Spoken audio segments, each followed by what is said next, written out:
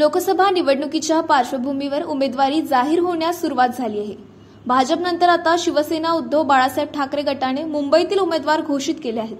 ठाकरे गटाची पहिली 17 उमेदवारांची यादी जाहीर झाली असून मुंबईत 4 जागांवर उमेदवारांची घोषणा करण्यात आली आहे। ठाकरे गटासाठी मुंबईची निवडणूक आव्हानात्मक ठरू शकते असा कयास बांधला जात आहे। ठाकरे गटाने ईशान्य मुंबईतून संजय दिना पाटील, दक्षिण मुंबईतून अरविंद सावंत, वायव्य मुंबईतून अमोल कीर्तीकर आणि दक्षिण मध्य मुंबईतून अनिल देसाई यांना उमेदवारी जाहीर करण्यात आली आहे। याआधी भाजपने उत्तर मुंबईतून पियुष गोयल आणि उत्तर पूर्व मुंबईतून मिहिर कोटेचा यांना उमेदवारी जाहीर केली आहे। ठाकरे गटासाठी मुंबईतील निवडणूक सोपी नसेल अशा चर्चा देखील आहे। दक्षिण मुंबईतून अरविंद सावंत यांना तिसऱ्यांदा उमेदवारी मिळाली आहे। 2014 मध्ये अरविंद सावंत पहिल्यांदा लोकसभेवर निवडून आले होते। त्यानंतर 2019 मध्ये अरविंद सावंत दुसऱ्यांदा खासदार झाले। या दोन्ही निवडणुका भाजप आणि शिवसेना युतीत लढवण्यात आल्या होत्या।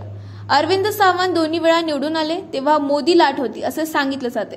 दुसरे म्हणजे दोन्ही वेळा अरविंद सावंत यांनी काँग्रेस उमेदवार मिलिंद देवरा यांचा पराभव केला होता। पण तेच मिलिंद देवरा आता शिवसेना शिंदे गटाच्या राज्यसभेचे खासदार झाले आहेत। त्यामुळे अरविंद सावंत यांच्यासाठी ही निवडणूक कठीण जाऊ शकेल असा अंदाज देखील वर्तवण्यात येतोय। दरम्यान दक्षिण मुंबईतून भाजपच्या राहुल नार्वेकर यांना उमेदवारी मिळेल अशी चर्चा आहे। मनसे महायुतीमध्ये सहभागी झाल्यास ही जागा मिळू शकते। ठाकरे गटाने ईशान्य मुंबईतून संजय दिना पाटील यांना उमेदवारी दिली आहे।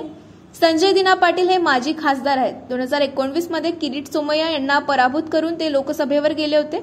2014 मध्ये लोकसभा निवडणुकीत किरीट सोमय्या यांनी संजय दिना पाटील यांचा पराभव केला होता।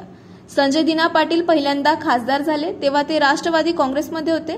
त्यानंतर ठाकरे गटात आलेल्या संजय दिना पाटील यांच्यावर पुन्हा एकदा विश्वास दाखवण्यात आलाय।